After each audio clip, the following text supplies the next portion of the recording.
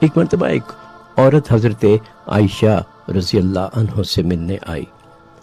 جب وہ عورت جانے کے لیے اٹھی تو حضرت عائشہ نے اپنے ہاتھ سے ایک اشارہ کیا نبی کریم صلی اللہ علیہ وآلہ وسلم کو کہ یعنی یہ عورت قد کی بہت چھوٹی ہے۔ نبی کریم نے فوراً ان کو تنبیہ کی اور کہا کہ تم نے غیبت کی ہے، یعنی یہ ذہن میں رکھیں کہ عائشہ ان کی سب سے فیوریٹ بیوی ہیں۔ اسی طرح ایک اور روایت ہے کہ حضرت عائشہ رضی اللہ عنہ سے کہ میں نے نبی کریم سے کہا کہ کیا آپ کو صفیہ اس لیے اچھی لگتی ہے کہ ان کا قد چھوٹا ہے؟ تو وہ واقعی چھوٹے قد کی تھی۔